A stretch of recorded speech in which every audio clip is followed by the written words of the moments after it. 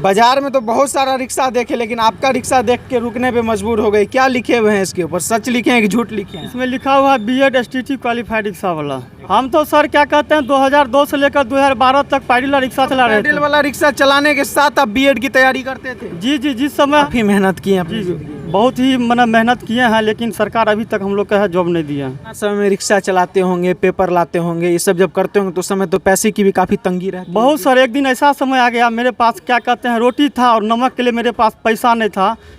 मन होता था क्या करे, सुसाइड कर ले। किसी तरह मेहनत करके किसी तरह हमने बीएड क्वालिफाइड किए। बीपीएससी का फॉर्म भरे हैं आप? जी जी, बीपीएससी का फॉर्म भर दिया, लेकिन सरकार पर विश्वास ही नहीं है। बिहार सरकार पर फिर बीपीएससी लेगा, फिर बयान देगा। रिक्शा भी चलाते हैं और बीपीएससी का तैयारी भी करते हैं। दोनों चीज को मैनेज जी जी, दोनों किसी तरह मैनेज कर रहे हैं जाकर। ये भी बीएड और सीटेट एसटीटी के चक्कर में आपके पास कुछ नहीं बचा? बस अभी मात्र सर आपके सामने में 2 दूर मात्र रोसराम जमीन है, नहीं तो जो जमीन में कहीं कुछ नहीं बचा। कुछ नहीं बचा। बिहार के अंदर बेरोजगारी का आलम किस कदर बढ़ता जा रहा है और ये बेरोजगारी बिहार को कितनी खोखला करते जा रहा है, इसका एक जीता जागता उदाहरण समस्तीपुर के रोसड़ा में देखने को मिला, जहां बीएड क्वालिफाई करने के बाद, सीटेट क्वालिफाई करने के बाद तब भी वो युवा किसी नौकरी के लायक नहीं रहा और उसके बाद भी उसको ई रिक्शा और बैटरी रिक्शा चलाने पे मजबूर होना पड़ा।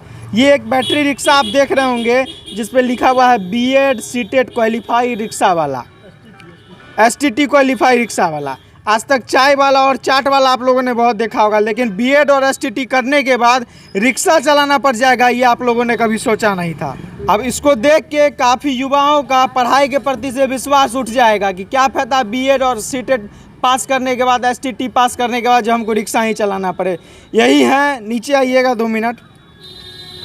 बाजार में तो बहुत सारा रिक्शा देखे, लेकिन आपका रिक्शा देख के रुकने पे मजबूर हो गए। क्या लिखे हुए हैं इसके ऊपर? सच लिखे हैं कि झूठ लिखे हैं? इसमें लिखा हुआ है बीएड एसटीटी क्वालिफाइड रिक्शा वाला। अपना प्रचार के लिए झूठ तो नहीं ना लिख दिया? नहीं नहीं, हम लोग का है क्या कहते हैं 2019 में है एसटीटी का है फॉर्म निकला था नोटिफिकेशन, तो उसमें हम लोग भरे थे जाकर, जिसमें क्या कहते हैं फर्स्ट एग्ज़ाम ऑफलाइन हुआ था, जहां कर्पूरी ग्राम में पड़ा था, लेकिन किसी कारणवश से बिहार सरकार इसको रद्द कर दिया था। और फिर है इसका एसटीटी का एग्ज़ाम है ऑनलाइन एग्ज़ाम पटना में दिए, पटना में देने के बाद है क्वालिफाइड हुए।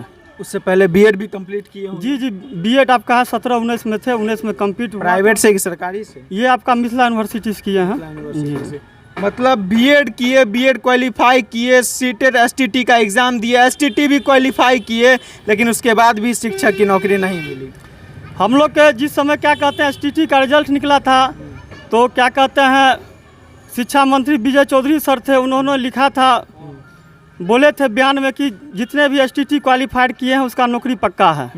आप सर हैं क्या कहते हैं पेपर भी देख लीजिएगा। और ये भी गाना बंद करो। उसके बाद इन्होंने लिखे थे क्या जितना सीट है बिहार एसटीटी में, उसमें उतना ही क्या कहते हैं रिजल्ट दिया गया है। एक बात बताइए, बीएड करने के बाद, एसटीटी क्वालिफाई करने के बाद कोई फायदा हुआ? अभी तक तो कोई फायदा नहीं हुआ है। जिस तरह रिक्शा चलाना पड़ रहा है। हाँ, रिक्शा चलाना पड़ रहा है। जिस तरह सरकार बयान दिए थे, नीतीश सर जो माननीय मुख्यमंत्री बिहार के हैं, वो भी बयान दिए थे कि जितने भी एसटीटी क्वालिफाइड किए हैं उसको है हाई स्कूल में नियुक्ति पक्की होगा।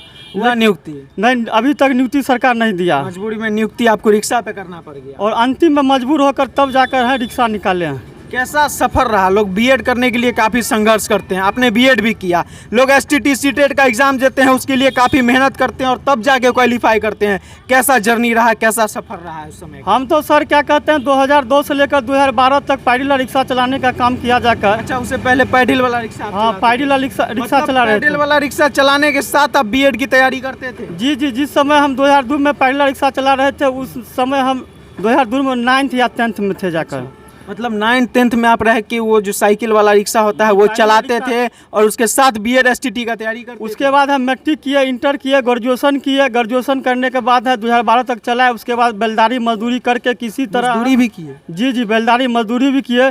हम इस सोच कर किए कि मेरे पिताजी का नाम फूलो पासवान हुआ और मेरा नाम शिव कुमार पासवान हुआ। हम सोचे मेरे पिताजी है रिक्शा चला रहे हैं पैडल वाला, तो हम भी अपना किसी तरह मेहनत करके टीचर ट्रेनिंग कर लेंगे, तो और उसके बाद है एसटीटी क्वालिफाइड कर जाएंगे तो टीचर में जॉब हो जाएगा, लेकिन ये बिहार सरकार है हम लोग का अभी तक है नौकरी नहीं दिया। तो जब तैयारी करते होंगे बीएड का और रिक्शा भी चलाते होंगे तो कैसे पढ़ाई को मैनेज समय है बीएड कर रहे थे तो क्या कहते हैं, सुबह में आपका है दैनिक भास्कर पेपर है, यहाँ से गायघाट जाते थे, यहाँ से 10 किलोमीटर पड़ता है, और 10 किलो वहाँ से आते थे, फिर अपना है खाना खाकर फिर जाकर क्या कहते हैं, ये आपका है तारा कॉलेज ऑफ एजुकेशन विक्रमपुर में पड़ता है, यहाँ से ठीक 20 किलोमीटर है, साइकिल से वहाँ है 2 साल है क्लास करने का काम। काफ़ी मेहनत की है अपनी जी, ज़िंदगी। बहुत ही मैंने मेहनत किए हैं, लेकिन सरकार अभी तक हम लोग का है जॉब नहीं दिया।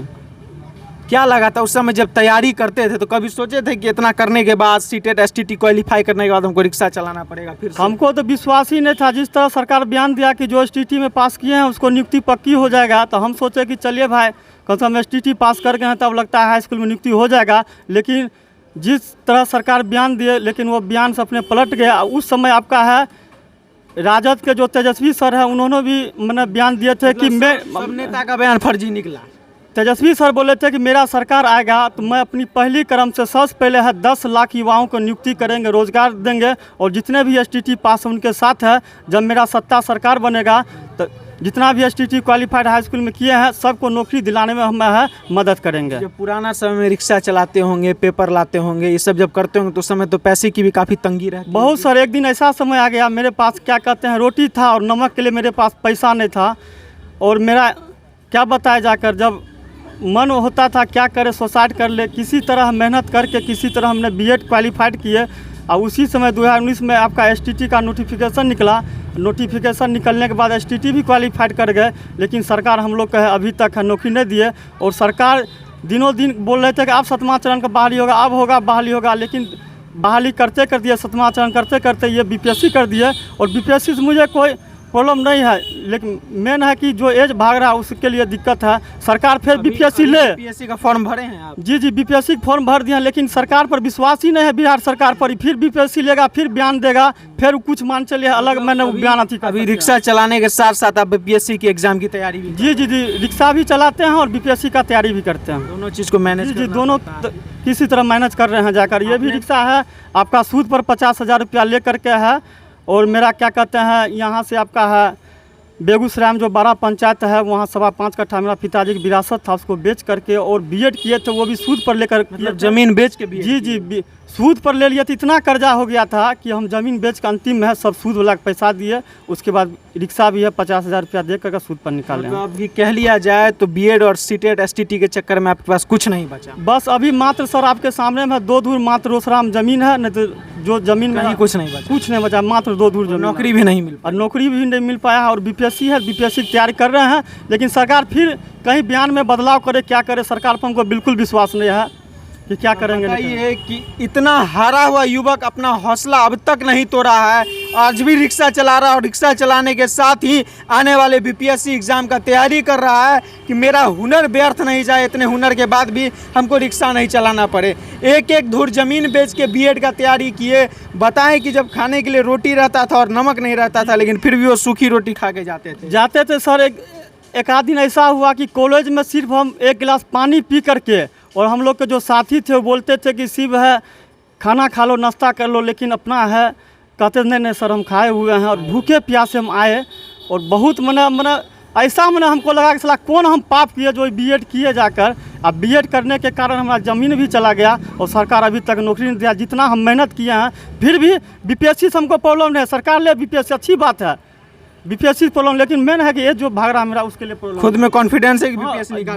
बिल्कुल मेरा पूरा कॉन्फिडेंस है कि बीपीएससी भी निकाल देंगे, लेकिन सरकार है कहीं बीपीएससी के बाद फिर वो अपना है बयान में बदलाव नहीं कर दे, उसके लिए भी प्रॉब्लम है। कि आज भी इस युवक को अपना पुराना कहानी सुनाते हुए आंखों में आंसू भर गए, आंखें नम हो गई कि वो मुश्किल का दौर जब बीता था इनका, लेकिन वो मुश्किल सह रहे थे क्योंकि उम्मीद था कि आने वाले समय में एक अच्छी सरकारी नौकरी मिल जाएगी और हमारा जीवन सुखद में आगे बढ़ेगा। लेकिन अफसोस की बात यह है कि ये फर्जी बयानबारी बिहार सरकार की इनको कहीं के लायक नहीं छोड़ी। आज रिक्शा चलाने के साथ बीपीएससी की तैयारी कर रहे हैं, और आज भी ये कॉन्फिडेंस है कि बीपीएससी का एग्ज़ाम हम जरूर क्रैक करेंगे। और बस हमारी शुभकामना इनके साथ है कि एग्ज़ाम क्रैक करें और आने वाले दिनों में एक कामयाब शिक्षक बने और बच्चों को एक कामयाब स्टूडेंट बनाने की ये प्रयास करें। बाकी इनके जैसे युवाओं के बारे में आप तमाम लोगों का क्या सोचना है, और बिहार की इस भ्रष्ट शिक्षा व्यवस्था के बारे में क्या सोचना है, कमेंट सेक्शन में अपनी राय जरूर दें। जय हिंद।